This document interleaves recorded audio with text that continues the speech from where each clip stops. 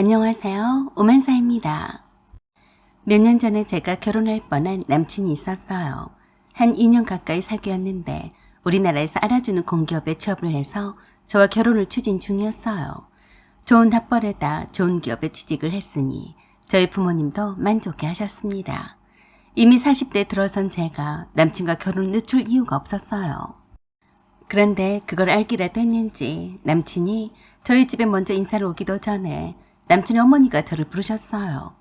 이미 남친이 저와 결혼하겠다는 의사를 표시를 했던 터라 남친의 어머니가 서둘러서 저를 부른 거라고 생각했어요. 그런데 그게 아니더라고요. 남친 집에 갔더니 저를 반겨주는 사람은 남친 엄마 이외에는 아무도 없더라고요. 혼자서 김치국 마시고 있었다고 생각하니까 무안했습니다. 그냥 얼굴 한번 보려고 놀러오라고 한 것뿐이었어요. 저야 당연히 정식으로 인사를 하러 오라고 초대를 하는 줄 알았지 뭡니까. 딸랑 국화차 한 잔만 내오고 제가 사들고 간 메론 몇 조각만 간에 기별도 안 가게 내왔어요. 비싼 샤인머스켓은 아예 안 보였어요. 잔뜩 기대를 하고 며칠 전부터 무슨 옷을 입고 갈지 고민에 고민을 거듭하다가 백화점에서 투피스를 사서 입고 가기까지 했는데 썰렁한 남친 집의 분위기를 보니까 참 싱겁기 그지없었어요. 주말인데 일부러 내가 온다니까 자리를 피한 거야. 뭐야? 예비 새 식구가 될 사람이 인사를 오는 자리에 남친 아버지도 남친의 누나도 코빼기도 안 비치다니. 그럴 줄 알았으면 한숨이라도 더 자고 올 걸 그랬나 싶기도 했습니다. 미용실까지 가서 헤어 메이크업까지 받고 왔는데 좀 억울하더라고요. 남친의 어머니는 반겨주시기는 했지만 저를 특별히 손님 대접을 해주신 것 같지는 않더라고요. 그저 아들의 여자친구가 잠깐 놀러 온 것쯤으로 여기시는 것 같아서 조금 실망했어요. 뭐 그거야 그럴 수 있다 치더라도 남친 엄마가 하시는 말씀에 놀랐습니다. 저를 보시자마자 몇 마디 나누지도 않았는데 무엇이 그리도 급하셨는지 남친에게 그러셨어요. 달씨가 너는 잠깐 네 방에 가 있어라. 둘이 긴 할 말 있으니까. 엄마 저랑 함께 얘기해요. 그냥 가 있어. 여자끼리 할 말 있으니까. 남친은 못 이긴 척 자기 방으로 들어갔어요. 뻔히 이것저것 남친의 눈치도 안 보고 제게 묻고 싶은 것이 많아서 그러시나 보다 했습니다. 그런데 첫마디가 심상치 않았어요. 은혜양은 직장생활 한 10년 정도 했다고 들었는데 돈 좀 많이 모았어요? 아, 네. 많이는 아니에요. 그럼 오빠도 있다고 들었는데 지금 뭐하고 있어요? 네, 오빠는 지금 결혼을 해서 스포츠 의류업 판매를 하고 있어요. 어디서 하고 있는데요? 장사는 잘 돼요? 네, 그럭저럭 잘 되는 것 같아요. 요새 자영업이 좀 힘들다고 하던데 혹시 오빠 주거래 은행이 어딘 줄 알아요? 네? 아, 그것까지는 모르겠어요. 왜 그러시는데요? 제 말에는 대답도 하지 않고 계속해서 제 가족의 호구조사가 이어졌어요. 은혜양 아버지가 작년까지 일을 하셨다고 들었는데 그러면 지금은 뭐 하세요? 네, 지금은 딱히 다른 일은 하지 않으세요. 제가 결혼만 하면 시골로 내려가서 사시겠다고 말씀을 하셨어요. 돈이 꽤 많으실 텐데 어디 은행에 넣어두셨는지는 몰라요? 네. 참 호구조사치고는 세밀하다고 생각했습니다. 내가 뭐 어쨌다고 아버지 오빠가 거래하는 은행에 대해서 다 알겠냐고요. 각자 자기 돈을 알아서 관리하는 건데요. 의아해하고 있는 남친 어머니가 그랬습니다. 초면에 별걸 다 묻는다고 생각할 거예요. 하지만 은혜양도 내 아들과 결혼을 하려고 여기 온 거니까 내가 쓸데없이 비비꼬지 않고 말할 거예요. 네, 말씀하세요. 은혜양도 들어서 알겠지만 달식이한테는 하나밖에 없는 누나가 있어요. 우리 다리가 은행에 다니는 건 알고 있죠? 네. 우리 다리가 좀 욕심이 많은 애예요. 일 욕심이 많아서 아직까지 결혼도 미루고 있으니까 할 말 다 했지 뭐예요. 도대체가 무슨 말을 하려고 저렇게 떡밥을 차리나 하고 생각했어요. 아, 네. 상냥하게 웃는 낯으로 남친 어머니의 말에 귀를 기울였는데 그러시더라고요. 지금 우리 다리가 승진을 앞두고 있어요. 얼마 전에 있었던 구조조정 때도 남자들 다 제치고 혼자서만 살아남았던 애라고요. 그렇게 하느라 우리 온 식구가 얼마나 똘똘 뭉쳤는지 알아요? 요즘 세상에 혼자 잘나서는 안 되는 세상이에요. 그래서 뭐 어쨌다고, 나와 무슨 상관이길래 이렇게 장황한지 궁금하긴 했어요. 가족이 아니면 누가 도와줘요? 그때도 우리 탈식이랑 나랑 탈식이 아버지랑 얼마나 친척들한테까지 가서 아쉬운 소리를 해가며 우리 다리에게 힘을 보탰는 줄 알아요? 제가 어떻게 알겠어요? 남의 삶이랑 가정사를요. 네, 달식씨가 집안 얘기는 잘 안 해서요. 그러자 참 답답하다는 듯이 남친 어머니가 그러셨어요.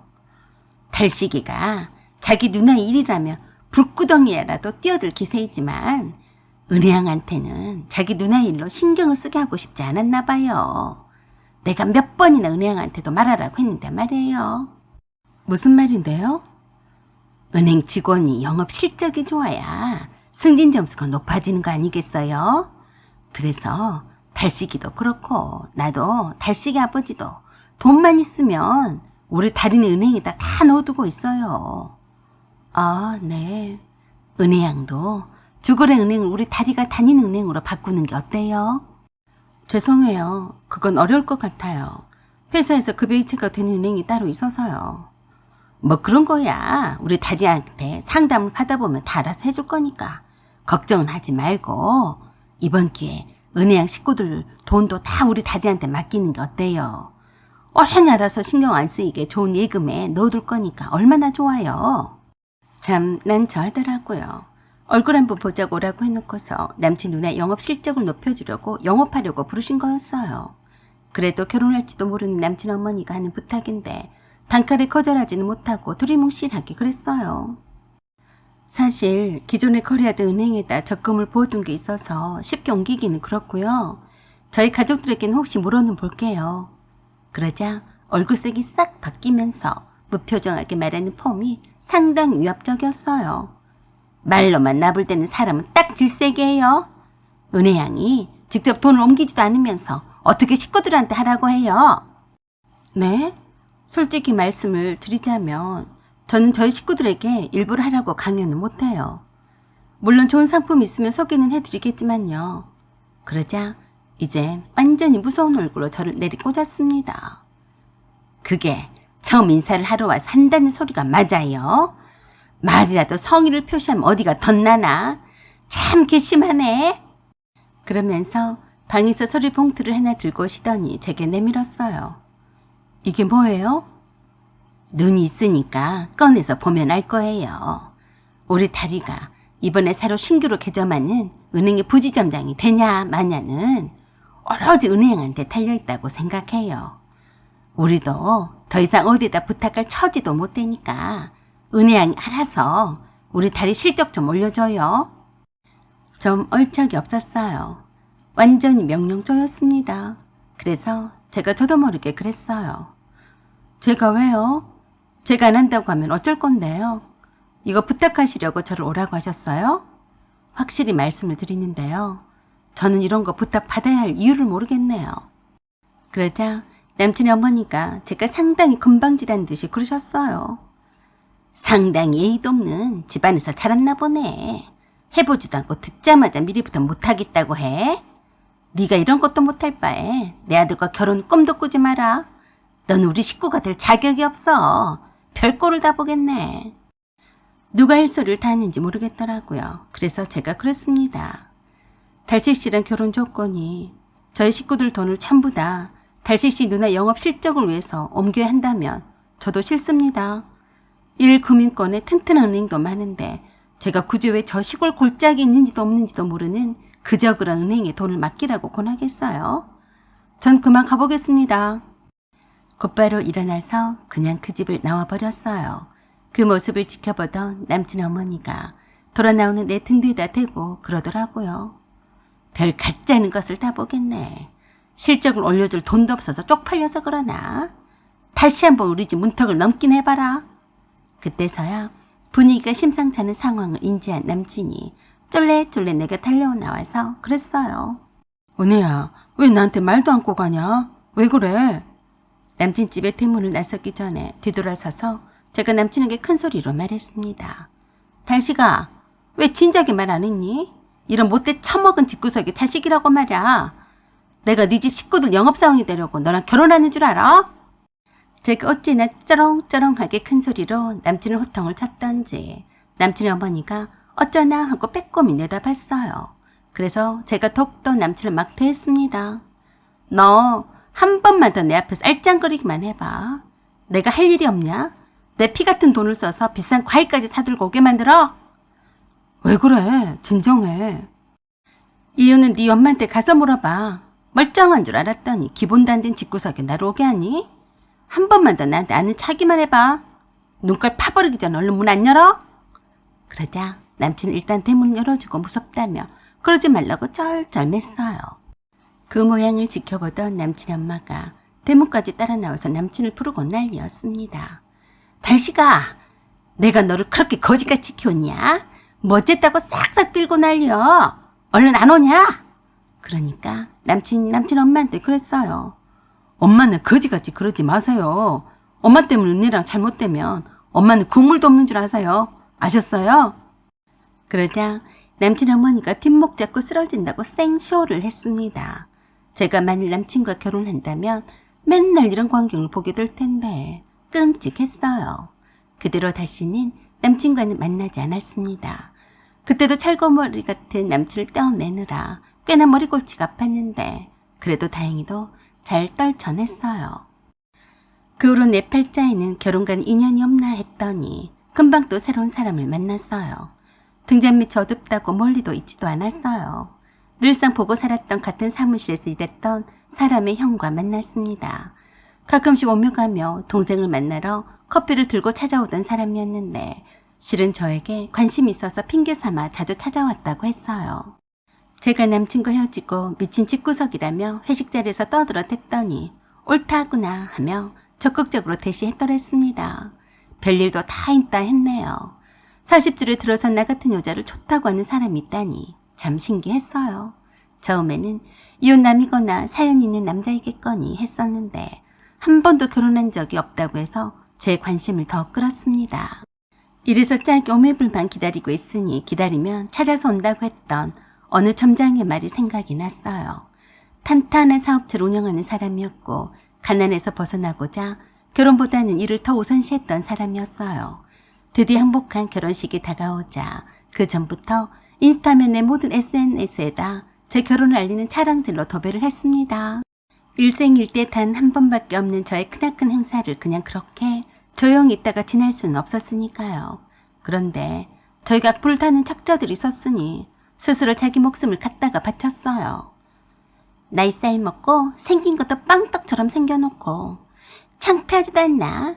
좀 전까지 내 동생이랑 그렇고 그런 사이였는데 그새한 놈 잡았네. 멍청한 것이 앞뒤 재보지도 않고 함부로 악플을 달았습니다. 한두 번 하다가 관뒀어도 그냥 안 돌파네. 신혼여행 가서 찍은 사진 올렸는데 계속해서 댓글을 달더라고요. 내 동생은 아직도 못 잊고 있는데 쉽게도 남자도 잘 바꾸네. 독정이라서 남자가 아깝네. 불쌍해. 물론 즉시 삭제를 해버리면 그만이었지만 언제 또 악플을 달지 몰라서 신경이 쓰였어요. 그래서 남편과 함께 그 여자 은행으로 찾아가서 전 남친의 누나를 지점장실에서 불렀어요. 지점장이 큰 소리로 매섭게 호통을 쳤습니다. 당신은 해고해요. 우리 은행의 품격을 떨어뜨려서 귀한 VIP 고객을 잃었어요. 저는 그때 전 남친의 누나의 얼굴을 처음 마주했습니다. 그 여자는 사진에서 나를 많이 봐왔기 때문에 저를 바로 알아봤어요.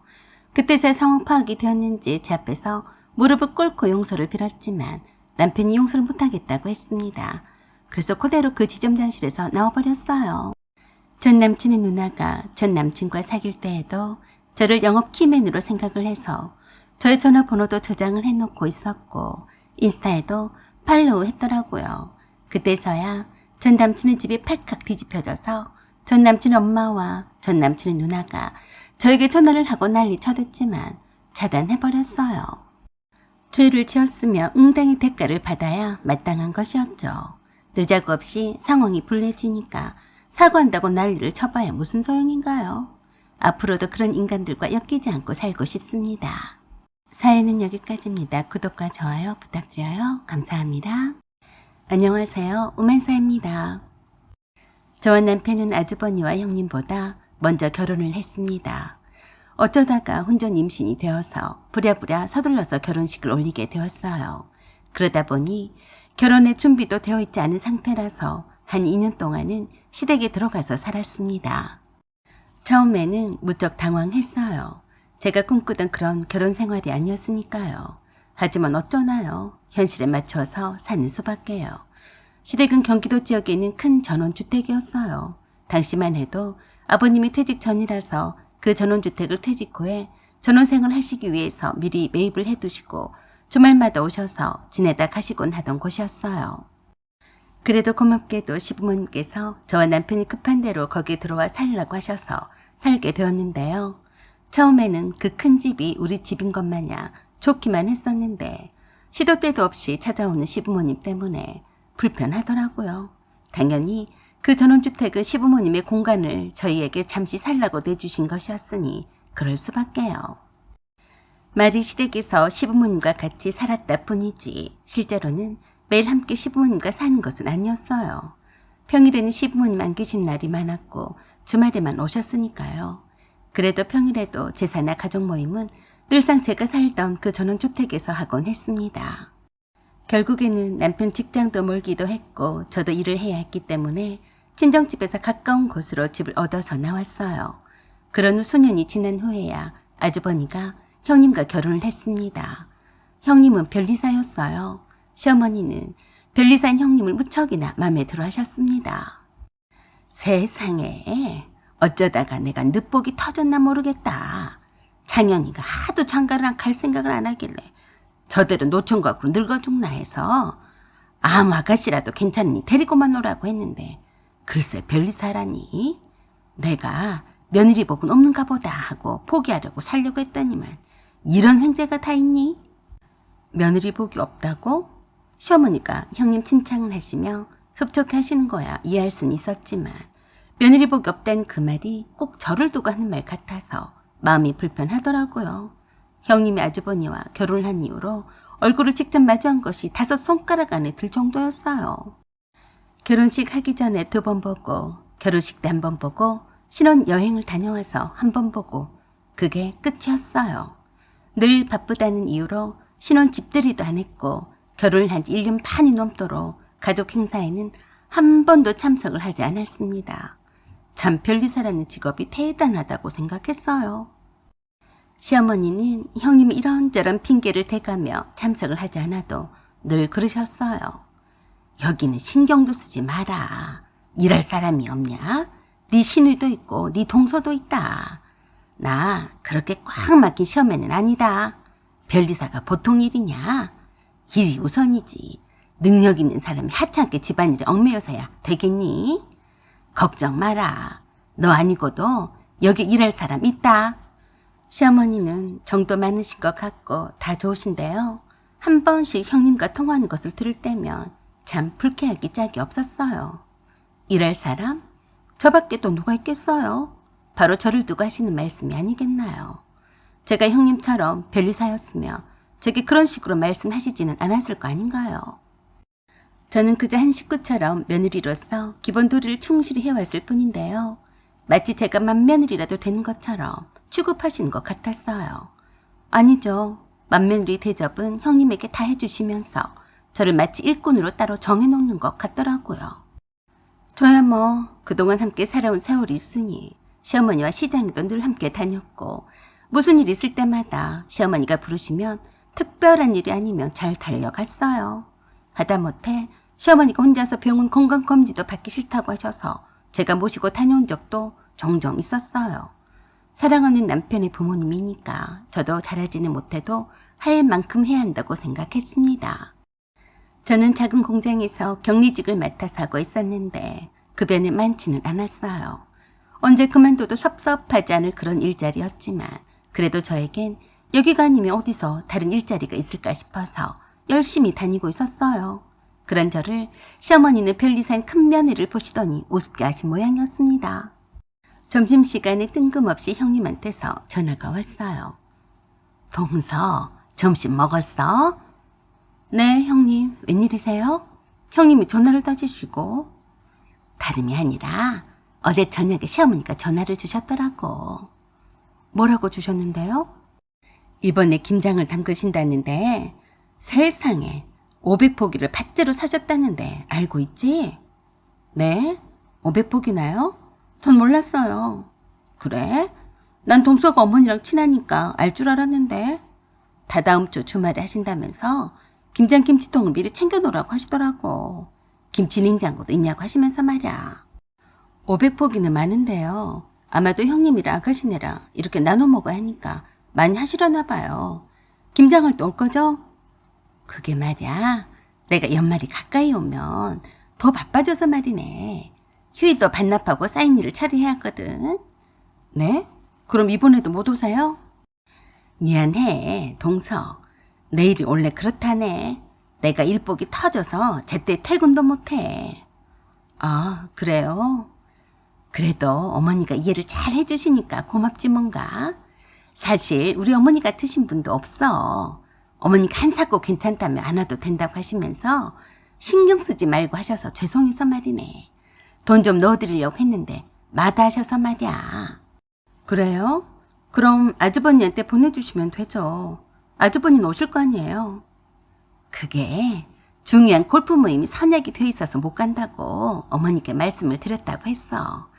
그래서 자네 계좌로 돈을 이체를 해줄 테니까 어머니께 전해드려주면 좋겠어. 그 말을 듣자마자 빈정이 팍 상했어요. 이젠 잔머리도 티나게 굴리니까 꼴도 보기 싫더라고요. 딱 그거 아니겠어요? 돈으로 내 할 일을 대신 했으니까 혹여나 뒷말 하지 말게 라는 거 아니겠냐고요. 뭐 이 집만 며느리 포업으로 달고 다니나. 누구는 일 안 하나? 한두 번도 아니고 매번 이렇게 돈으로만 때우려고 하니까 짜증스럽더라고요. 형님, 이번처럼 어머니가 김장을 많이 하신 적이 없으셨어요. 아마도 형님에게도 주실 양으로 많이 하시는 건데 형님 김장 형님과 아주버니가 직접 하셔야죠. 그 많은 걸 누가 다 해요? 내가 그 말이네. 난 김장 안 필요해. 어머니께 말씀을 드렸는데도 그런 거 아니라면서 새며느리라서 직접 김장을 해서 먹이고 싶다고 하시네. 그러라고 해야지 어떡하나. 제 속은 천불인데 속도 모르고 웃으면서 하는 형님이 얄미웠어요. 형님, 저는 어머니한테 직접 듣지 않아서요. 김장비는 형님이 직접 드리던지 하세요. 저도 다다음 주면 바빠요. 저도 형님처럼 일하는 사람이잖아요. 그러자 피식 웃으면서 그러더라고요. 동서가 바쁘긴 뭘 바쁘다고 그래?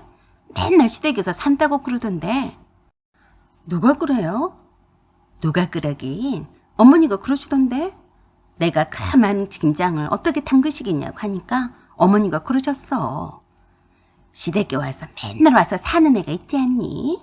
우리 집 일꾼이 따로 있는데 뭔 걱정이냐? 라고 하시던데. 아무튼 동서랑 어머니가 사이가 좋아 보여서 부럽네. 이게 뭔 소리야?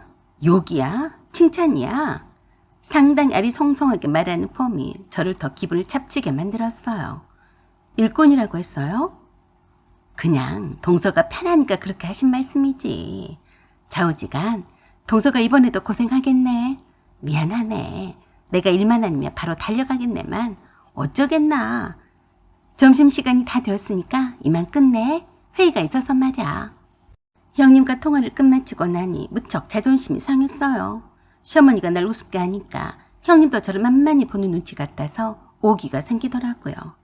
그래, 두고 보자 했습니다. 그 후에 형님이 말하던 시댁에 김장하는 날짜가 다가와도 시어머니한테서 연락이 없었어요. 언제 불러도 달려올 일꾼이라 이거겠죠? 그러다가 신우이가 제게 연락을 해왔어요. 언니, 엄마가 언니한테 깜빡하고 김장한다고 따로 말 안 했다고 전해달래. 김장이요? 내일 모레 한다면서요. 알고 있었네? 네, 아가씨. 형님한테 들어서 알고는 있었어도 어머니가 따로 말씀이 없으셔서요. 그날 저 집에 없어요. 뭐? 없다니? 무슨 말이에요? 회사에서 워크숍 겸 해서 단합대회를 가서요. 한 사람도 빠지면 안 되는 자리라서요. 네? 그럼 언제 오는데요? 4박 5일로 방콕으로 가요. 뭐요? 그걸 왜 이제서 말해요? 언제 물어봤어요? 내가 회사에서 워크숍을 갔는데 아가씨한테 보고할 일이 있어요? 그러자 기가 막히다는 듯이 제게 그러더라고요. 그걸 말이라고 하고 있어요. 엄마는 언니가 당연히 김장을 한다고 하면 두 팔 걷어붙이고 달려올 거라고 믿고 있는데 어떡해요? 왜 나한테 물어요? 그날 휴일이라 형님 있는데 무슨 걱정을 해요? 이럴 사람이 없는 것도 아닌데요. 뭐요?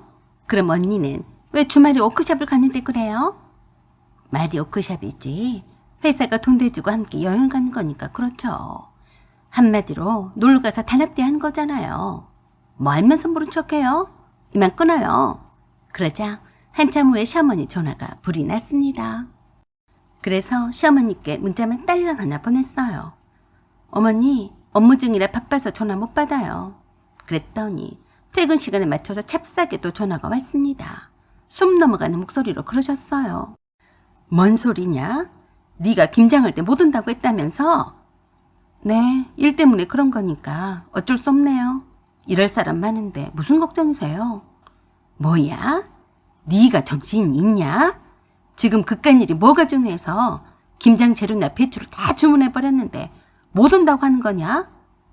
그깟일이요? 그래, 네가 거기서 일하면 뭐 얼마나 본다고? 김장하는데 안 온다고 그래. 그러자 제가 완전히 뿔따구가 났습니다. 어머니, 제가 어머니 일꾼이에요? 돈 한 푼도 못 받고 좋은 소리도 못 들으면서 저를 막 부려먹으려고 해도 되는 거예요? 그깟일이라뇨? 그깟일이라도 하니까 제가 어머니 손자 유치원비도 되는 거예요. 뭐야? 다 필요 없으니까 워크숍인가 뭔가 다 때려치고 오기나 해라. 그깟건 안 다니면 될 것 아니냐? 내 아들이 네가 거기 안 다니면 너를 굶어 죽기라도 한다더냐? 겨우 돈 몇 푼 받는 주제에 말이 많다. 그래서 제가 껄껄껄 하면서 한참 동안 웃어 제꼈습니다. 어이가 없어서요. 그랬더니 기가 막히다며 열불을 내셨어요. 네가 내 말이 웃음냐? 왜 실성한 사람처럼 웃고 난리야? 어머니, 제가 배꼽 잡고 안 웃게 생겼어요. 회사 대표 며느리에게 그깟일 다 때려치우고 겨우 김장을 도우라뇨. 앞으로는 저에게 연락하지 마세요. 잘해드릴 때 잘하셨어야죠. 그깟 며느리 다 때려치우랍니다. 시어머니 전화를 바로 끊어버렸더니 남편에게 전화를 해서 마구 퍼부었어요. 남편이 다 듣고 나서 그랬어요. 엄마, 제가 엄마한테 미처 말씀을 안 드린 게 있는데요. 기수 엄마가 다니는 그 회사 말이에요. 사실 장인어른이 운영하는 회사인데요. 이번에 기수 엄마가 회사 대표로 취임해서 회사 단합하는 차원에서 전체 워크숍을 가는 거예요. 그래도 시어머니는 말귀를 제대로 이해를 못하고 또 그러셨대요. 단합이고 워크숍이고 웃기지 말라고 그래. 키 끝에 격리직면서 뭘 그래? 그러자 남편이 답답하다는 듯이 그랬어요. 엄마는 그게 문제예요. 왜 이렇게 단순하세요? 기수 엄마가 회사 대표라고요. 격리직 사원이 아니에요. 이젠 하다 거짓말까지 하냐? 네 마누라가 회사 대표이면 난 일론 머스크 엄마다. 왜 이래?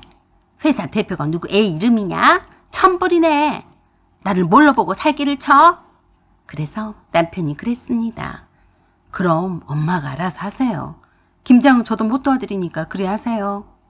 그 말에 시어머니가 더 화가 나셔서 신이와 함께 제가 일한다는 공장으로 직접 쫓아왔어요. 여기 격리를 보던 김슬기 씨라고 있죠? 아니요, 그런 사람은 없는데 혹시 우리 사장님 이름과 같은데 사장님을 찾는 것 아니세요? 사장은 무슨 사장? 그러자 말쑥하게 양복을 차려입은 한 직원이 시어머니와 신우에게 잠깐 따라오라고 했어요. 그리고 공장 옆에 사무실 건물로 안내를 하더니 회사 대표실에서 직원들과 회의를 하고 있던 내게로 안내를 했어요. 떡하니 대표이사 이름에 내 이름 석자가 적힌 것을 보고서야 입을 떡 벌어지며 뒤로 나자빠지려고 했습니다. 진짜네? 그러면 그렇다고 해야지. 내가 그런 줄도 모르고 네가 격리일만 본 줄 알았지 뭐냐. 어떻게 감쪽같이 날 속였냐? 속이다뇨. 어머니가 믿고 싶은 것만 믿으셔서 그런 거죠. 대표이사 자리로 옮긴 지도 얼마 안 되었어요. 그냥 아빠 자리를 물려받은 것뿐인데 자랑할 것도 아니에요. 참 우스웠어요. 갑자기 저에 대한 대우가 달라지셨습니다. 그 사이 형님한테 전화하셔서 그러더라고요. 너는 맏며리가 되어가지고 어째 그러냐? 네 동서가 이렇게 큰 회사의 대표이사여도 너처럼 이리저리 잔머리는 안 굴린다. 그깟 별이사 핑계는 대지 말고 김장은 내 손 보태라. 알았냐? 그러자 또 가진 핑계거리를 댔는지 보다 못한 신우이가 시어머니의 전화에 대고 그랬어요. 그널게 어지간히 좀 해. 우리가 모른 줄 알아? 오빠랑 골프나 치고 놀러갈 생각인 거 다 알고 있어. 언니 집에서 김장할 테니까 그리 알아. 시어머니가 형님에게 그랬어요. 네 동서는 회사 대표이면서도 자기 할 일은 다 했다. 하물며 기껏해야 일개 별리사가 일 핑계를 대냐? 네가 아니면 그 많은 김장을 누가 하냐? 너 계속 그러면 네 집으로 김장거를 다 보내서 거기서 할 거다. 얼마나 시어머니가 서슬퍼렇게 형님 가주버니를 다그쳤던지 꼼짝없이 형님 가주버니가 시댁에 와서 그 많은 김장을 하게 되었습니다. 완전 형님과 제가 역전이 되어버렸어요. 그래도 싸니까 미안할 것 하나도 없었어요. 둘 사이가 좋지 않게 된 것은 당연했지만 저는 모른 척 했습니다. 그들은 시댁엔 신경도 쓰지 않았어요. 남편에게 다 알아서 하라고 냅뒀어도 시어머니는 제게 그러시더라고요. 네가 그동안 고생이 많았는데 뭐하러 바쁜데 신경을 쓰냐? 여기 일할 사람이 따로 있는데 걱정할 것 없다. 일에만 신경을 써라. 걱정은 무슨 걱정? 사연은 여기까지입니다. 구독과 좋아요 부탁드려요. 감사합니다. 안녕하세요. 오만사입니다. 저의 시어머니는 참 복도 많으신 분이셨어요. 천성이 가정적인 아버님을 만나서 마음고생, 몸고생을 한 번도 안 하신 분이셨어요. 적어도 장남 며느리인 제가 보기에는 그랬어요. 아직까지도 건강하신 아버님과 함께 여기저기 좋은 곳도 많이 다니시면서 행복한 노년을 보내고 계신 분이세요. 두 아들과 막내딸이 한 명 있어도 자식들 누구 하나 시부모님을 성가시게 하는 사람이 없었어요. 아파서 먼저 떠난 자식이 있기를 하나, 시집이나 장가를 못 가서 애 태우는 자식이 있기를 하나, 제 밥벌이를 못해서 손 벌리는 자식이 있기를 하나, 다 때가 되면 무난하게 결혼도 하고 다들 조용히 잘 살았어요. 공사에 오래도록 근무를 하다가 거의 임원급에서 퇴직을 하신 아버님 덕에 연금도 빵빵해서 노년에 돈 걱정도 하지 않고 여유있게 사시는 분이셨으니 전생에 나라를 구하지 않고서야 이렇게 좋은 팔자가 쉽진 않을 거라고 생각했어요. 항상 돈에 찌들어서 힘들게 살아오셨던 저의 친정엄마의 굴곡진 삶에 비하면 저희 시어머니는 친정엄마가 보시기에는 참 부럽기 그지없는 삶이셨죠. 그래서 늘 저희 시어머니를 보면 친정엄마가 하시는 말씀이 있었어요. 사부인은 참 좋으시겠다. 착한 남편에 건강한 남편이 있으니 자식들도 좋은 게야. 씨가 좋으니 밭에서 잘 자랄 수밖에. 그 말을 들을 때마다 제 마음이 아팠습니다. 저희 친정아버지는 제가 어렸을 때 술에 취해서 밤길을 다니시다가 사고로 돌아가셨거든요. 하시는 일이 엄청 잘 안 되어서 힘들어 하셨는데 빚만 잔뜩 남기고 떠나셔서 엄마가 아버지를 원망을 많이 했어요. 그랬으니 평생 아버님께 의지만 하면서 살아오신 시어머니의 팔자가 부러우셨을 거예요. 하지만 시어머니 그 팔자는 그리 오래 가지는 못했습니다.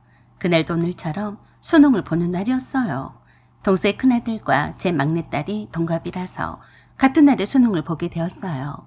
동생 큰아들인 영재는 공부를 아주 잘해서 서울대를 지망을 한 상태였고 제 딸은 인솔만 해도 다행이다 라고 할 정도였어요. 원래 시어머니가 아들을 더 좋아하시는 경향이 있었어도 소녀들도 이뻐하시는 분이셨습니다. 신우가 딸만 내리 셋인데도 아주 이뻐 죽고 못 사셨으니까요.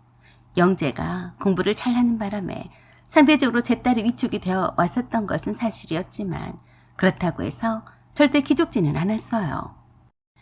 영재는 영재이고 제 딸은 제 딸의 길이 있으니까요. 그런데 시어머니는 아니었어요. 저도 알게 모르게 제 딸에 비해 영재에게 영재 생일 때나 또는 평상시에도 물건을 사도 꼭 영재 것을 골라놨다고 사다 주시곤 했고 용돈도 잘 주는 것 같았지만 제 딸에겐 일절 그런 거 없었어요. 그래도 저는 서운한 티를 내지는 않았고 모른 척 했어요. 자기가 낳은 자식도 똑같이 이쁘긴 해도 어떤 자식은 더 애틋하고 어떤 자식은 신경이 덜 가는 자식도 있게 마련이잖아요. 그런 거라고 생각했습니다. 하지만 그게 아니더라고요. 수능 전날에 시어머니가 서방님과 함께 제 딸이 수능을 잘 보라고 응원해주러 왔습니다. 제 딸의 얼굴만 보고 손에 찹쌀떡만 쥐어주고 가셨어요. 그런가 보다 했습니다. 그런데 그날 저녁에 갑자기 내일 수능을 볼 제 딸이 제게 그러더라고요. 엄마, 영재가 내일 수능 잘 보자면서 톡이 왔는데 할머니가 영재네 집에 계신대. 그래? 아까 작은 집으로 가신 것 같던데. 영재 보러 가셨겠지. 아니, 그게 아니라 내일 영재 수능 시험장에도 따라가신다고 하시면서 기도해 주시러 오셨다는데. 그럼 난 뭐야? 제 딸의 입이 쭉 나왔더라고요. 순간 저는 내일 수능을 치는 아이라서 걱정이 되어서 그냥 그랬습니다. 할머니가 너를 위해서도 기도하시겠지. 영재를 위해서만 하시겠어? 그게 아니라 영재가 그러는데 할머니가 합격 금발찌를 직접 끼워주셨대. 이것 봐, 엄마. 나한테는 찹쌀떡만 주시고 영재한테는 합격의 기를 담은 금발찌를 끼워주시고 그럼 나는 뭐야? 아이고, 설마 그러시겠어?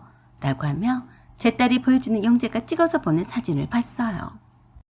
꽤나 굵직해 보이는 합격이라는 글자가 씌워진 금발찌였어요. 하필 속도 없이 영재가 제 딸에게 자랑질을 했더라고요. 영재에게서 또 이런 톡이 날라왔어요. 할머니가 너도 200만 원 주셨지? 그동안 고생했으니까 여행이나 갈 때 쓰라고 주셨으니까 우리 시험 잘 보고 친구들하고 함께 기차 여행이라도 가든지 하자. 저는 참 당황스럽고 어이가 없었어요. 영재는 아마도 제 딸에게도 똑같이 해줬을 거라 믿고 톡을 보낸 모양인데요. 제 딸은 그 톡을 보면서 무척 서운해했습니다. 엄마, 할머니가 내가 영재보다 공부도 못하니까 나를 무시하시는 거야? 내가 서울대만 지망했어도 그러셨을까? 저는 엄청 난감했습니다. 내일 수능을 치를 딸이 걱정이 되기도 했어요. 일단 이딴 거 신경 쓰지 마. 할머니는 왜 그러셨는지는 나중에 알면 되는 거고 엄마가 그만큼 해주면 되잖아. 네가 그렇게도 원하던 쌍꺼풀 수술도 해줄게. 할머니가 중요해? 너한테는 엄마랑 아빠의 사랑이 더 중요한 거지. 안 그래? 겨우 달래서 제 딸을 일찍 재웠어요. 다 컸어도 아직도 철이 덜 든 애인데 얼마나 속이 상했을지 생각하니 화가 났어요. 그런 속마음을 남편에게 전했더니 남편이 그러더라고요. 좀 그러네. 우리 지석이한테도 그만큼은 안 하셨는데 금팔찌에다 200만 원까지 주셨다니. 차라리 우리 지은이가 몰랐으면 좋았을 것을 하필 알아버렸네. 그래도 어머니가 좋아서 영재한테 주신 것을 뭐 어떻게 하겠어. 그냥 모른 척해. 나도 이렇게 섭섭한데 지은이가 얼마나 그럴까. 그래서 제가 그랬어요. 아마도 어머니가 영재가 서울대를 간다니까 좋아서 그러신 것 같은데 그래도 그렇지. 그렇게 티나게 차별을 하셔? 나랑 자기가 그동안 장남과 장남 며느리를 얼마나 잘해왔어? 우리가 용돈도 제일 많이 드리고 있잖아. 그리고 내가 어차피 장남 며느리라서 여러 말 하기 싫어서 제살 준비에 동서가 늦게 오든 말든 냅두고 아무 말 안 했어. 남편도 기분이 상했는지 아무 말도 하지 않고 제 말만 그대로 듣고 있었어요. 그러다가 잠깐 있어 보라더니 시어머니께 전화를 드렸습니다. 엄마, 저예요. 아직 안 주무셨어요? 내가 잠이 오겠냐?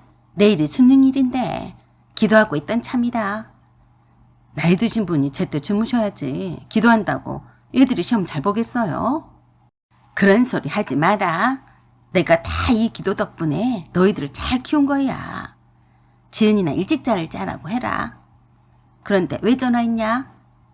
엄마, 영재한테 금팔찌랑 200만 원 용돈까지 주셨다면서요? 순간 흠칫 놀라시면서 그러셨습니다. 그걸 그새 알았냐? 아까 줬는데. 네, 영재가 지은이한테 자랑했어요.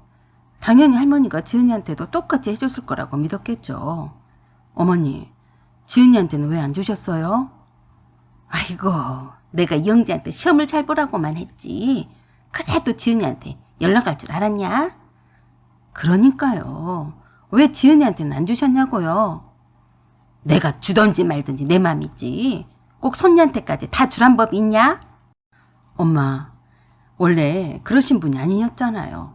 우리 키울 때도 나랑 숙희한테도 똑같이 잘해주셨잖아요. 너는 네 딸한테도 똑같이 안 해줬다고 너무 섭섭해하지 말어. 어떻게 하늘에서 돈이 쏟아지면 모를까? 똑같이 하겠니? 영재는 서울대에 갈 애잖아.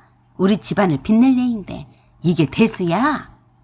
엄마, 요새는 그런 말 애들한테 안 먹혀요. 그리고 길고 짧은 거는 대봐야 하는 거고요. 일단 영재한테 금발찌 200만 원을 주신 걸 지은이가 알게 되었으니까 엄마가 영재한테 한 것과 똑같이 해주세요. 같은 할머니 금쪽 같은 손주들인데 누구는 해주고 누구는 안 해주면 되겠어요. 그러자 시어머니가 펄쩍 뛰시면서 그러셨어요. 아니, 내가 영재한테 입단속을 안 한 것이 잘못이긴 하지만 내가 지은이한테까지 해줄 돈이 없어. 이왕 이렇게 된 거 그냥 모른 척 할 일이지. 왜 이래라 저래라야? 그래서 남편이 한숨을 푹 내쉬더니 그랬어요. 엄마가 공부를 잘하는 영재가 기특해서 더 잘해주고 싶은 마음은 이해를 하겠는데요.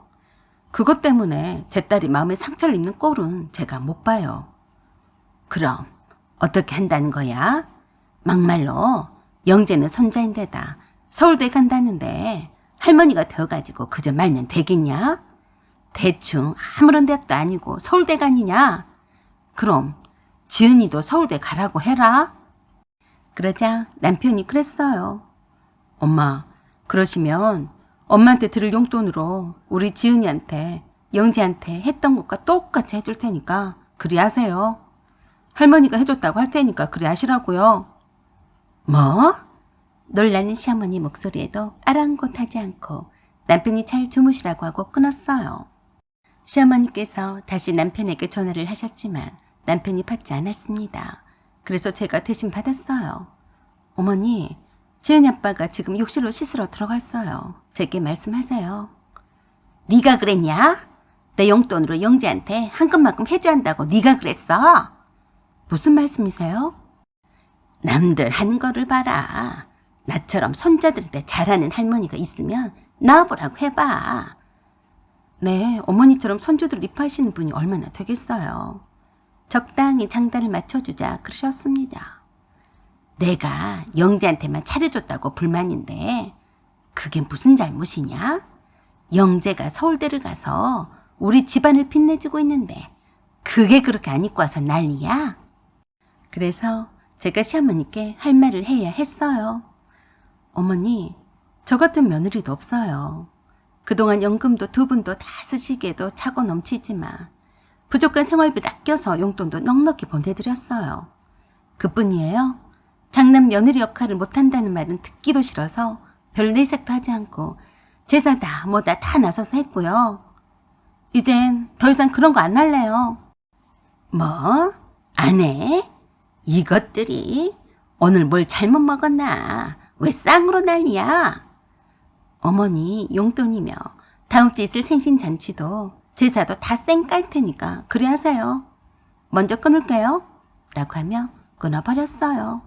그랬더니 동서 아주버니가 번갈아 전화를 해오고 난리도 아니었어요. 전화를 받지 않았더니 드디어 아버님이 전화를 해오셨어요. 아버님의 전화는 안 받을 수가 없었죠. 대충 얘기는 전에 들었다. 내가 따끔하게 네 시어머니를 혼내줬다. 영재를 네 시어머니가 챙겼다면 지은이는 내가 챙기마. 내일 지은이 수능시험이 끝날 시간에 수능시험장에서 지은이를 만나서 영재한테 했던 것만큼의 그 이상을 해주마. 그러니까 너무 열내지 마라. 아버님의 그 말씀에 죄송스럽더라고요. 죄송해요, 아버님. 지은이가 막상 속상해하는 걸 보니까 저도 좀 안 좋더라고요. 너도 그동안 고생이 많았다. 장남 며느리가 무슨 큰 죄라도 지은 건 아니지 않느냐? 너희들 다 똑같은 내 자식들인데 너도 할 만큼 했으니 이번엔 둘째가 나서서 하라고 할 테다. 그래야 네 고충도 알고 서로 잘 이해할 것 아니겠냐. 그렇게 해서 시댁 행사나 제사와 시부모님 생신 준비를 모두 제가 그랬던 것처럼 동서와 서방님이 나서서 하기로 했습니다. 저는 뭐 땡큐죠. 나서 사는 것하고 하는 대로 따라하는 것하고는 천지 차이니까요. 다음 날 수능 시험이 끝날 때 아버님이 제 딸의 수능 시험장 앞에서 만나서 고생했다며 선물이라고 뭔가를 건네주셨어요. 용돈으로 쓰라며 현금 200만 원과 500만 원의 현금 인출권이었어요. 500만 원은 제게 맡겨두고 지은이에게 필요할 때 쓰라고 하셨어요. 아버님이 뒤늦은 수습을 잘 해주셔서 잘 마무리는 되는가 싶었어도 한 번 엎질러지 무렵죠. 아버님이 주신 돈으로 제 딸의 쌍꺼풀 수술을 해주었어요. 그래도 지은이가 할머니에 대한 서운함이 가시는 것은 아니었지만 할아버지의 따뜻한 사랑이 그 자리를 대신했으니 그나마 다행이었습니다. 그래도 남편과 저는 시어머니께 더 이상 용돈을 드리지 않게 되었고 생신잔치도 더 이상 신경도 안 쓰게 되었어요. 한마디로 쌩 깠더니 속이 다 시원했습니다. 시어머니의 그 좋은 팔자도 어찌 될지 모를 일이었어요. 저희 용돈이 아니어도 풍족한 시어머니께서 서울대 가는 손자에게 무엇을 하시든 말든 상관을 하지 않으렵니다. 저희에게는 아버님이 계시니까요.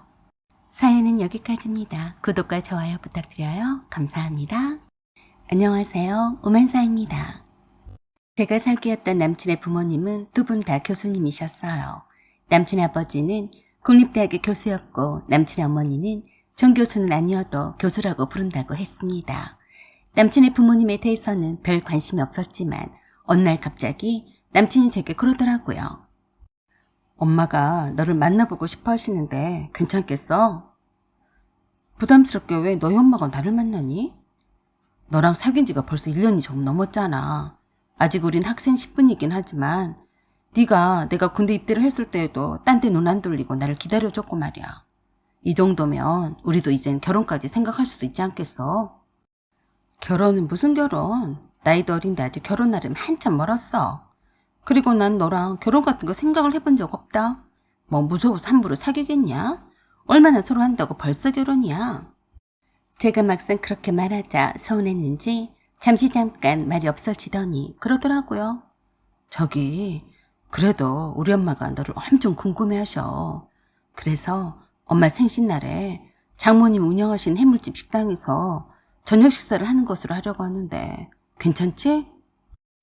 그건 네가 알아서 해. 네가 직접 식당에 전화해서 예약해서 해. 그날 서비스 잘해달라고 점장님께 말해놓을게. 라고 하고 그런가 보다 했습니다. 그리고 언제라고 했는지도 잊고 지냈어요. 더 이상 물어보지도 않았고요. 엄마가 식당에 항상 계시는 것도 아니었어요. 점장님을 따로 두시고 다른 식당도 두 곳을 더 하시고 계셨으니까요. 그러던 어느 날 친구들과 영화를 보고 나왔는데 톡이 불이 났더라고요. 엄마와 엄마 식당의 점장님이 내게 보낸 톡과 부재중 전화가 여럿이 와 있었어요. 놀라서 엄마에게 먼저 전화를 했더니 그러셨어요. 너 거기 어디야? 왜요? 영화 보느라 전화 못 받았어요. 네 남친인가 뭔가 그 집 식구들이 떼져 몰려와서 너를 찾고 나를 찾고 난리도 아니다. 왜? 제일 큰 방으로 예약을 했더니 보니까 점장한테 사장님이 직접 와서 서빙을 하라고 하지 뭐냐? 난 다른 식당에 가 있었는데 점장한테 치를 맞게 그러더란다. 예의 없이 사장님 배로 일부러 왔는데 점장이 서빙을 하냐고 말이다. 그러면서 너를 거들먹거리더래. 오늘 같은 날 일부러 찾아왔는데 기다리고 있다가 인사해야 하는 거 아니냐고. 정말? 네가 그 집 구석에 뭐 책 잡힌 거라도 있냐? 다른 데로 말해. 내가 모르는 뭔가 있냔 말이야. 어? 엄마 그런 거 없어요. 별일이네. 명수가 자기 엄마 생일이라서 엄마 식당에 가서 식구들과 모인다고 하던데 그냥 그런 줄 알았지. 그런데 왜 점장님한테 사장님이 와서 서빙을 해라. 이 집딸은 어딜 가고 콧배기도 안 보이냐. 어른이 왔는데 대접이 이게 뭐냐. 잔소리를 한도 끝도 없이 하더란다. 점장님이 무슨 죄냐? 속사정을 모르니까 정말로 네 예비 시댁이나 되는 줄 알고 짤짤 매다가 나한테 카피 연락을 했더라. 내가 미친다 미쳐. 그래서 제가 그랬어요. 엄마 내가 지금 갈 테니까 엄마는 그냥 모른 척해요. 어떻게 그러니? 그래도 우리 식당에 온 손님인데 일단 너랑 통화를 한 후에야 그쪽 방에 들어갈 참이라 너랑 연락이 안 되어서 답답했다. 알았다. 명수랑 무슨 일 있는 건 아닌 거 확실하지? 그렇다니까요. 왜 딸 말을 못 믿어? 알았어, 끊자. 엄마와 통화를 끝낸 후에 남친에게 톡을 날렸어요. 지금 바로 나한테 전화해라. 그랬더니 곧바로 전화가 왔습니다. 너 거기 우리 엄마 식당이냐? 응, 내가 오늘이라고 말했잖아. 네가 기억하면 되지. 내가 왜 네 엄마의 생일까지 기억할 일이 있냐? 왜 그래? 전화만 하지 말고 모처럼 너네 집으로 일부러 온 거니까 와서 인사라도 하면 안 되냐? 내가 왜 네 엄마 생일에 네 식구들이 다 모여있는 자리에서 인사를 하니? 우리 점장한테 우리 엄마랑 나랑 부르고 난리 부르스를 쳤다며? 아니야. 난리 부르스는 무슨? 그냥 사장님이 어디 계시냐고 했고 너는 왜 안 보이냐고만 하셨어. 너도 알잖아. 우리 아버지랑 엄마가 교수인 거 무식한 사람들 아니야. 그래? 그렇게 유식한 사람들이면서 우리 점장님한테 A도 없이 사람 대접을 직접 사장님이 나와서 하지 않고 딸내미도 콧배기도 안 비친다고 했어? 아니야. 그 점장님이 전달을 그딴 식으로 했겠지. 내 앞에서 그러면 내가 못하게 말렸을 거야. 나한테도 장모님이 되실 분인데 어떻게 그런 식으로 말을 하시겠겠어? 그러지 말고 네가 지금 여기 오면 안 되냐? 그래? 내가 직접 가서 확인해보면 알겠지? 너도 내 성격 알지? 아무리 네 부모님이건 네 식구들이건 나 그런 거 안 따진다. 조금만 기다려. 그리고 그 길로 바로 엄마 해물찜 식당으로 향했어요. 이미 제가 도착할 시간이면 식사도 다 마쳤을 테고 다들 돌아갔을 수도 있었는데 남친이 제가 간다는 말에 기다리고 있었는지 케이크와 후식을 들고 있다고 했어요. 식당에 도착을 하자마자 엄마는 안 보이고 점장님이 저에게 그랬습니다. 저 방에 온 손님들 말이야. 아주 보통이 아니야. 어쩌나 하고 후식으로 과일을 내가려고 들고 가서 보니까 완전히 사장님을 앞에다 앉혀놓고 무슨 대단한 사람들이나 되는 것처럼 훈계조야. 오늘 생일인데 이거는 어떻고 저거는 어떻고 이러는 건 예의가 맞네 안 맞네 라고 지적질하는데 정말 웃겨. 알았어요. 내가 들어가 볼게요. 라고 하고서 바로 그 방으로 들어갔어요. 그러자 다들 나를 쳐다보는데 그보다 더 엄마가 남친 아버지 앞에 공손히 앉아서 일장 연설을 듣고 있는 모습에 제가 더 열이 받았습니다. 남친이 먼저 제게 반갑게 말을 붙였어요. 준이야, 왔어? 남친이 제게 그러니까 뭐라 나긋나긋하게 이거는 어떻고 저거는 어떻고 말하고 있는 남친 아버지 엄마가 그때서 멈추고 저를 쳐다봤어요. 그러면서 손님이 말이 끝나지 않아서 무릎을 꿇고 앉아있는 엄마에게 그랬어요. 저 아가씨가 사장님 딸이에요. 네, 그럼 말씀들 나누시고 저는 이만 나가보겠습니다. 그랬더니 남친 엄마로 보이는 사람이 그러더라고요. 오늘 제 생일 파티를 하러 왔는데 과일 좀 더 내주세요. 장사는 인심이 아니겠어요? 아, 네. 사실 다른 방에는 이렇게 서비스로 후식을 많이 내오진 않는데 원하시니까 조금 더 내오겠습니다. 그러자 그 말에 교수라는 남친 아버지가 기름이 잔뜩 바른 듯한 이마미 얼굴이며 말도 끈적끈적하게 했어요. 아, 참, 내가 내내 말씀을 드렸는데도 사장님이 뭘 모르시네. 우리는 손님이 아니래도 그러신다. 사돈 될 사람들이에요. 생애나 사돈이 2번이라도 됐으면 식당 기둥불이 뽑겠다 싶었습니다. 내가 자기네 아들과 결혼한다고 하기를 했어. 인사를 하기를 했어. 처음에는 이 무슨 무례야. 그러면서 저를 향해 손짓을 하며 그랬어요. 어여, 아가씨는 이리 와서 나한테 술 한잔 따라요. 우리 명수가 누굴 살기나 궁금했었는데 참 복스럽게 생겼네. 애도 잘 낳겠어. 엉덩이도 펑퍼짐한 것이 키도 적당히 크고 우리 명수 짝으로 합격이다. 벌써 대낮도 한 잔을 걸쳤더라고요. 그 잠깐 새에 나를 싹 한 번에 훑어내리다니 말하는 폼새가 교수가 아니라 룸살롱의 터줏대감 같았어요. 그리고 그 말에 녹고 자빠져 있는 남친 식구들과 오늘 생일 파티의 주인공인 남친 엄마의 그 매서운 눈매도 꽤나 날카롭게 나를 쳐다보는 것이 상당히 제 신경을 불편하게 건드렸어요. 그래서 제가 인사도 하지 않고 그랬어요. 여기가 요정인 줄 아세요? 술 한 잔 걸쳐서 여자들이 술 따라주는 곳인 줄 착각하신 모양인데요.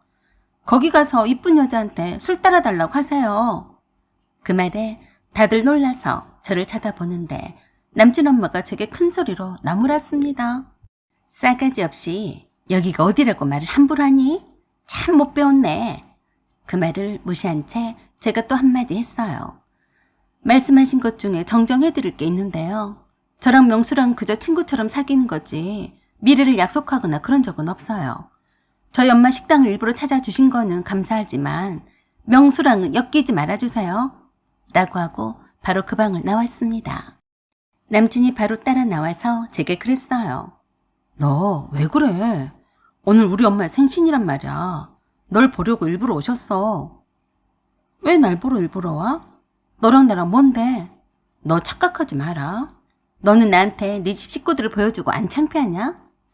하여간 너도 그쪽 인간들이니 어련하겠냐? 너 나한테 앞으로 아는 척도 하지 마. 그리고 그 방에 음료수와 과일을 서비스로 더 넣어주려고 서빙을 한 아주머니께 도로 갖다 놓으라고 했습니다. 그리고 남친에게 그랬어요. 너는 네 눈깔이 제대로 바뀌었다고 생각하냐? 밖에 대기 손님들이 안 보여? 적당히 다 드셨으면 자리를 비켜줘야 A지. 빨리 네 식구들 몰고 자리를 비워줬으면 좋겠다. 알았어? 알았어. 내가 네가 말한 대로 할 테니까 제발 나랑 안 보겠다는 그런 말만 하지 마라. 네가 네 발등을 찍은 거야, 이 멍충아. 다음에 절대로 네 집 식구들이 여기에 안 왔으면 좋겠다. 앞으로 네 연락은 싹 다 차단할 테니까 이후로는 절대 나랑 사귄다 어쩐다고 말하고 다니지 마. 라고 하고 카운터에 있는 엄마한테 갔어요. 엄마, 나 명수랑 이제 금방 완전 헤어졌으니까 한 번만 더 뻘소리를 하면 그때는 참지 마세요. 네? 그래? 잘했다. 참나, 교수라는 것들이 다 저러지는 않을 텐데 하필 너는 명수 같은 애를 만났냐? 내가 그럴 줄 알았어? 저와 엄마는 또 마주치기도 싫어서 엄마의 다른 식당으로 가버렸어요. 그런데 한참 후에 점장님한테 전화가 왔어요. 계산도 하지 않고 가버렸대요. 사돈 될 사람인데 잘 대접받고 갑니다. 잘 먹고 간다고 사장님께 전해주세요. 라고 하고 가버렸어요. 점장님은 정말 그러나 보다 하고 확인 전화를 한 것이었어요. 그래서 당장이 제가 남친에게 문자를 날렸습니다. 당장에 와서 처먹고 간 음식값을 지불하지 않으면 밥 먹고 돈도 안 내놓고 도망을 갔다고 경찰에 신고할 거야. 그랬더니 얼척없는 말을 전해왔어요. 지금 차를 타고 이동 중이니까 네가 네 카드로 결제해. 내가 나중에 줄게. 내가 미쳤냐? 네 상판댁을 또 보게? 이게 아주 자기 엄마 아배랑 똑같네. 어디서 돈도 안 주고 내빼? 그래서 두말 않고 가까이 있는 파출소에다 바로 신고해버렸어요. CCTV 영상도 고스란히 증거로 제출했고요. 그러자 그때서야 경찰에 연락을 받은 남친이 제게 전화질을 해댔는데 받지 않았습니다. 전화할 시간에 달려와서 돈을 내야지. 하여간 미친 것들이었어요. 경찰에 연락을 받은 후에야 엄마 식당에 다시 돌아와서 돈을 내고 갔습니다. 남친의 아버지가 낮술을 한 잔을 걸쳐서 그런 건지 어쩐지 천하 이런 집구석은 처음 봤다며 손님들도 많은데 있는 역 없는 역을 남친 엄마랑 쌍으로 해대고 갔어요. 남친이 굳이 카드로 결제를 하는 것이 아까워 죽고 못 살더라고요. 미리 그 현장 광경을 점장님과 다른 홀 직원에게 고화질 동영상으로 촬영을 해두라고 했어요. 만일 위해서 그런 거였어요. 다행히도 남친이 소리를 쳐대는 남친의 부모님을 끌다시피 해서 데리고 나가서 다른 손님들에게 큰 피해를 주지는 않았지만 그런 진상 손님은 정말 사절이었어요. 이런 것도 교수라고 대한민국의 교수들 얼굴에 먹칠은 다 하고 있더라고요. 자기가 스스로 교수라면서 얼굴을 내밀고 다닐 때에는 책임을 져야죠. 그래서 해당 대학교에 대문 짱만하게 대자보를 크게 붙였습니다. 그리고 해당 대학교 학생 게시판에도 CCTV 영상과 더불어 식당에 와서 하는 무식한 태도와 언행도 함께 올렸어요. 적어도 이런 교수 밑에서 강의를 듣지 않은 선택권이 있어야 하니까요. 조회수 폭발하고 인기 동영상으로 추천이 되어서 모르는 학생이 없을 정도가 되었어요. 그래도 어떻게 생겨먹은 대학교인지 징계 절차 하나가 없더라고요. 아마도 뒷배가 든든하지 않고서야 이럴까 싶었습니다. 한참 확산이 되고 논란의 소지가 다분하게 되자 남친이 저를 찾고 난리가 났습니다. 내가 사과할 테니까 제발 그 영상 좀 내려라. 너 때문에 우리 엄마 아버지한테 죽겠다. 라며 문자를 보내왔어요. 너도 너지만 네 아버지와 네 엄마가 와서 사과해야지. 안 그래? 사과할 인간들이 아니었죠. 사과를 바라자고 한 것도 아니었기에 그냥 냅뒀어요.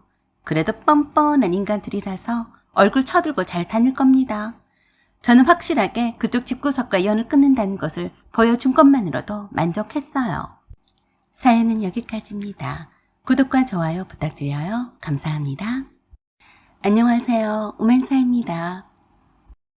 제게는 언니가 2명이 있습니다. 큰언니와 작은언니가 있어요. 큰언니와 작은언니는 어떻게 한 뱃속에 나온 자매냐고 할 정도로 서로 유전자가 달라 보였습니다. 큰언니가 엄마한테 여러 번 물었을 정도였죠. 엄마, 나 진짜로 엄마 딸 맞아요? 혹시 다른 데서 좋은 거 아니에요? 엄마는 그럴 때마다 웃기다면서 그래, 너 좋은 거 인지 알았냐? 라며 놀리기 바빴다고 했습니다. 그럴 때마다 큰언니는 엄마한테 그랬어요. 엄마, 진짜로 말해보세요. 혹시 아버지가 나를 밖에서 낳아서 오신 거 아니에요? 어떻게 이렇게 엄마를 안 닮을 수가 있어요? 왜 혜인이는 저렇게 엄마 판박인데 나는 이렇게 못생겼어요? 그럴 때마다 엄마는 큰언니한테 그러셨어요. 내가 알겠냐? 천지신명께 아들을 낳게 해달라고 빌었더니 들어주려다만 모양이야. 왜 하필 아들 낳아달라고 비셨어요? 그러니까 내가 생긴 게 여자인지 남자인지 알다가도 모르게 생겼잖아요. 아니면 혜인이라도 비교가 안 되게 공평하게 똑같이 생기게 낳든가 하실 일이지. 큰언니는 천성은 착하고 순했지만 늘 작은언니와 비교가 되는 외모 때문에 스트레스를 달고 살았어요. 그도 그럴 것이 큰언니와 작은언니와 함께 엄마와 다닐 때며 늘 큰언니에게는 아이고 얘는 아빠를 닮았나 보네 라고 했고 작은언니에게는 어쩜 이렇게 엄마를 똑 닮았을까? 인형 같네 라고 했습니다. 질투가 유독 심했던 큰언니는 늘상 이쁜 작은언니가 다른 사람들의 주목을 받는 것에 대해서 늘 불만이었어요. 큰언니는 우락부락한 체격에 약간 중성적인 면이 없지 않아 있었거든요. 그것뿐이겠어요. 머리도 작은언니가 더 좋아서 늘 공부를 잘했어요. 그랬으니 얼마나 비교를 많이 당했겠냐고요. 그 때문에 큰언니는 늘 작은언니에 대한 자격지심이 많았어요. 세 딸 중에 장녀인 큰언니를 부모님이 늘 큰 기대를 갖고 키우셨지만 큰언니는 그걸 깨닫지 못했습니다. 오히려 작은언니는 부모님의 관심과 사랑을 덜 받았다고도 할 수 있었어요. 작은언니와 저는 새 옷을 사 입어본 적이 손에 꼽을 정도였어요. 왜냐하면 큰언니 옷을 그대로 물려받았거든요. 큰언니는 장녀이기 때문에 부모님의 관심을 더 많이 받았고 저는 막내라서 이쁨을 더 받았는데 오히려 작은언니는 그 사이에서 큰언니와 저만큼은 부모님의 관심을 더 받았다고 할 수 없었어요. 단지 작은언니는 이쁜 데다가 알아서 공부도 잘해서 부모님이 믿고 보는 딸이었어요. 한마디로 신경이 덜 가는 딸이었어요. 그런데도 늘 큰언니는 부모님께 불만이 많았습니다. 그간의 일들은 거두절미하고 아버지가 돌아가신 이후로 서울에서 작은언니가 친정엄마를 돌보고 있었어요. 작은언니가 의사였기 때문에 당연하게 친정엄마를 곁에 두고 돌봤어요. 그걸 두고 큰언니가 작은언니에게 고맙다고 한다거나 고생이 많다고 한다는 소리는 한 적이 없었어요. 엄마가 혜인이한테 쏟은 돈과 정성이 얼만데 지가 보답을 해야지. 당연한 거지. 작은언니와 작은형부는 의사 부부였어요. 그래서 남부럽지 않게 떵떵거리며 잘 사는 것을 늘 엄마가 자랑스러워했습니다. 늘 친정 가족들이 모이면 그러셨어요. 난 진짜 혜인이가 신기해. 내가 혜인이는 스스로 달아서 잘하니까 신경도 안 썼는데도 저렇게 혼자서 잘 자랐으니 말이다. 정말 그랬어요. 엄마는 장녀가 잘 되어야 동생들도 잘한다며 늘 큰언니가 동생들의 모범이 되기를 바라셨어요. 그래서 학원이란 학원은 종류별로 다 보냈었고 큰언니가 국민학교 다닐 때에는 엄마가 거의 큰언니 반에 함께 등교를 해서 살다시피 하며 치맛바람도 장난 아니게 일으키고 다니셨대요. 그런데도 불구하고 큰언니는 엄마한테 불만이 많았어요. 그 비싼 작은언니의 의대 학비를 대주면서도 큰언니가 유학을 가는 것에 반대한다는 거였어요. 집안 형평상 보내줄 수 없는 사실을 알았음에도 그런 억지를 부렸어요. 그냥 그랬던 것 같았어요. 큰언니 입장에서는 모든 면에서 큰언니보다 뛰어난 작은언니를 보면서 핑곗거리가 필요했나 보더라고요. 자기 자신 못난 것이 아니라 그저 운이 없고 재수가 없어서 부모가 신경을 덜 써줘서 그런 거라고요. 작은언니가 좀 더 풍족하게 산다는 이유로 친정엄마를 그동안 모시며 살았는데 드디어 9순이 다 된 친정엄마가 위독하다는 연락과 함께 임종이 가까이 왔으니 빨리 서둘러서 서울로 올라오라고 연락이 왔습니다. 저희 세 자매는 서로가 서로 다른 지역에 떨어져서 살고 있었어요. 가장 먼 거리 지방에서 살고 있던 사람은 큰언니였어요. 저는 친정엄마가 임종 임박했다는 소식에 만사 제치고 바삐 달려가고 있는데 큰언니한테서 전화가 왔어요. 승혜냐? 너 어디냐? 언니, 지금 거의 다 도착했어. 언니는 어디만큼 왔어? 나 아직 출발 못했어. 왜? 왜긴 왜야. 너야 금방이지만 난 여기서 가려면 4시간 거리인데 쉽겠냐? 그럼 어떡해. 또 안 와? 그러다가 엄마한테 인사도 못하고 보내드리면 어쩌려고 그래. 여기서 서울까지 교통비가 왕복 10만 원이야. 언니, 그깟 돈이 문제야. 그 돈 내가 줄 테니까 빨리 올라오기나 해. 형부랑 함께 차 타고 오면 되잖아. 네 형부까지 뭐하러 가? 가기 문을 닫고 어떻게 가냔 말이야. 말도 안 되는 소리 하고 있어. 말도 안 되는 소리는 누가 하고 자빠졌는데. 늘상 이래왔던 큰언니였지만 세상에 친정엄마 임종이 임박했다는 소식을 듣고도 저러니 할 말이 없었어요. 왕짜증이 나서 제가 그랬습니다. 오든지 말든지 알아서 하고 나중에 후회는 하지 마. 왜 전화했어? 이쁘지도 않은 내가 간다고 해서 엄마가 좋아지지도 않을 건데 후회하고 자시고 할 일이 있냐? 너나 오버하지 마라. 언니는 정말 지독해. 엄마가 마지막으로 우리들 얼굴은 보고 가셔야 할 것 아냐. 돈 10만 원이 대수야? 전화 끊어. 라고 하고 끊어버렸더니 계속 올려대더니만 톡으로 그러더라고요. 엄마가 돌아가시면 그때 연락을 해라. 네 형부 차를 타고 여럿이 함께 갈 테니까 꼭 연락해. 이쁘지도 않은 큰딸이 가서 뭐하냐? 가서 꼭 연락해. 알았지? 그저 속이 상해서 눈물만 흐를 뿐이었어요. 어쩌다가 엄마가 큰언니를 낳으셨나 싶었습니다. 큰언니는 작은언니가 의대 입학을 한 그 순간부터 완전히 엄마에게 등을 돌리기 시작했어요. 하나부터 10까지 삐딱선을 타기 시작한 반면에 작은언니는 엄마에게 한없이 의지가 되는 딸이 되었어요. 나름 죽을 힘을 다해서 작은언니보다 잘 살아보려고 애쓰는 듯 했지만 늘 제자리 걸음이면 다행이었죠. 그래서 늘 작은언니가 엄마에게 선물도 해드리고 용돈도 풍족하게 드리고 아버지가 암투병을 할 때에도 거의 도맡아서 돌보는 것도 아니꼬아 했습니다. 당연히 친척분들도 모두 다 작은언니가 효녀라며 칭찬을 하셨어요. 그걸 못 견뎌하며 내색을 하곤 했는데 참 추해 보였습니다. 자기 감정을 제어하지 못해 질투심과 자격지심을 있는 그대로 내보였어요. 작은언니와 저도 어느 순간부터인가 큰언니와는 상대도 하지 않으려고 했었죠. 결국에 친정엄마는 큰언니 얼굴도 못 보고 하늘나라로 가셨어요. 엄마가 정신이 말짱할 때에도 그놈의 돈이 뭐라고 병원비를 내라고 할까봐 오지도 않았어요. 아버지가 암투병을 할 때도 그랬고 엄마가 병원에 다니실 때에도 큰언니는 작은언니에게 핑곗거리만 잔뜩 늘어놓고 한 푼을 안 내놓았어요. 큰언니는 그렇다 치더라도 큰형부는 뭔가요? 큰형부는 장인과 장모에 관한 일이라면 나는 모르쇠로 일관했습니다. 그래, 돈이나 잔뜩 있는 것들이 쓰는 것이지 없는 것들이 돈 자랑을 하겠냐는 투였어요. 그러던 큰언니가 친정엄마가 돌아가신 후로 큰언니의 둘째 아들이 결혼을 한다며 연락을 해왔어요. 승혜야, 너도 우리 만드기가 7급 공무원에 합격한 것 알고 있지? 퍽이나 자랑스러웠는지 합격한 지 6년이나 지났는데 우려먹고 또 우려먹었어요. 언니가 나만 보면 맨날 노래를 불렀는데 내가 왜 몰라? 만드기가 왜? 이번에 고등학교 교사랑 결혼을 한단다.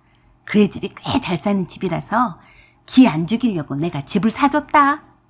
또 허풍을 친다고 생각했어요. 언니가 돈이 어디 있어서 집을 사줘? 예전 봐라. 내가 없다고 하니까 진짜 없는 줄 아네.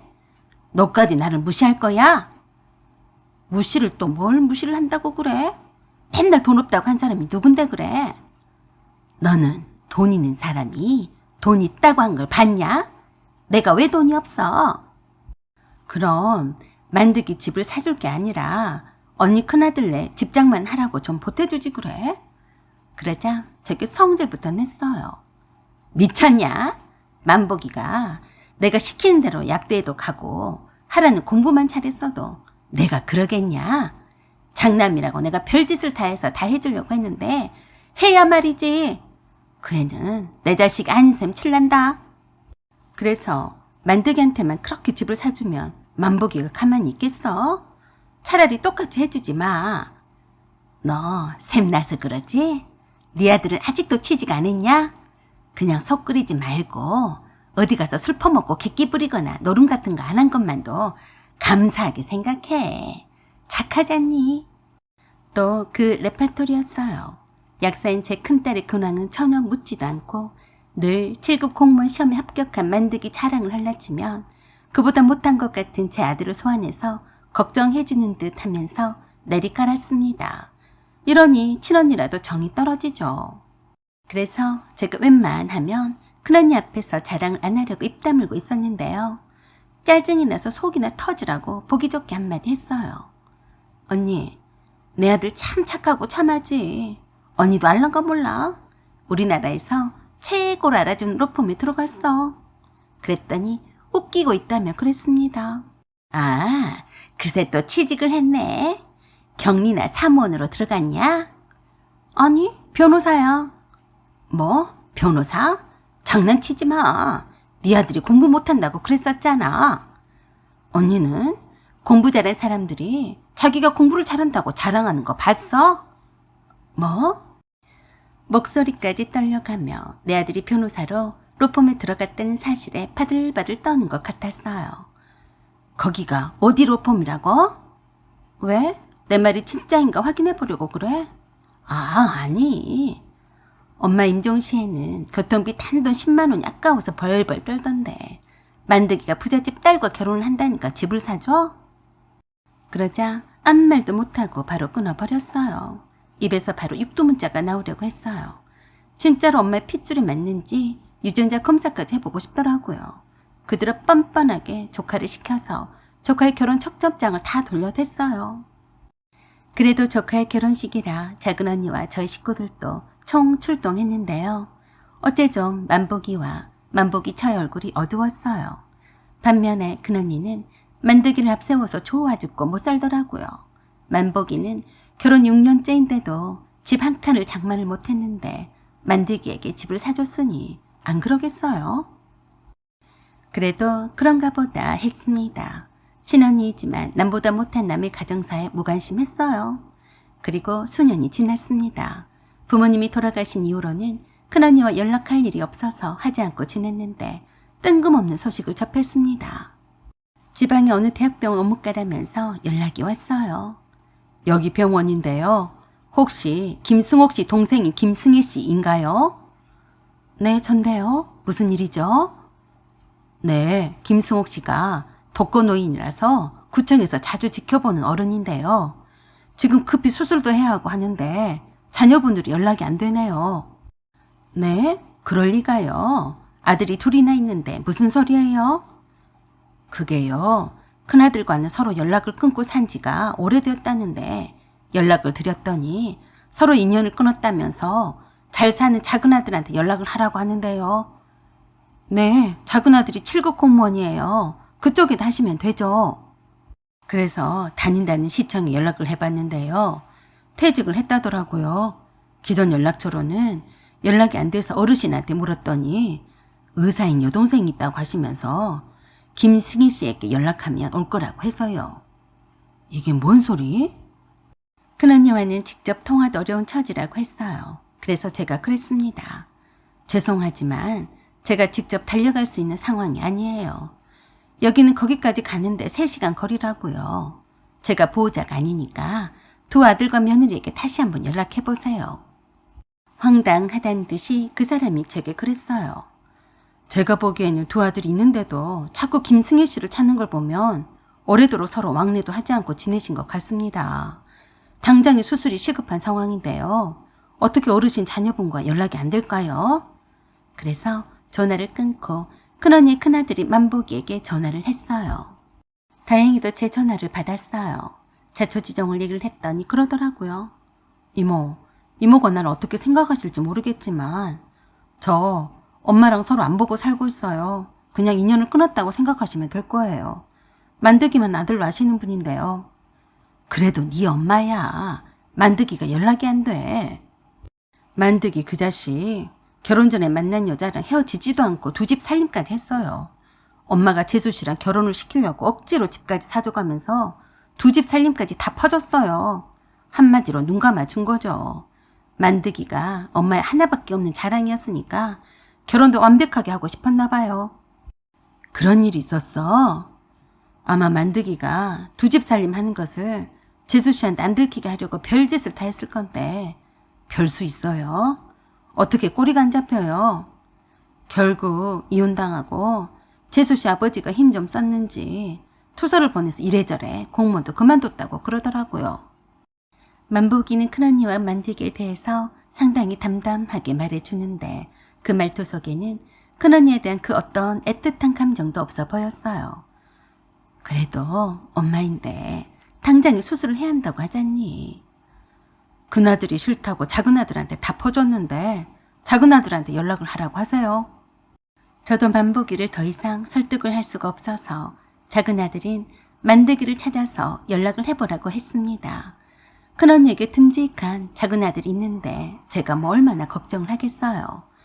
교통비 10만 원이 아까워서 엄마 임종도 못 지킨 큰언니를 내가 뭐라고 달력하겠습니까? 사연은 여기까지입니다. 구독과 좋아요 부탁드려요. 감사합니다.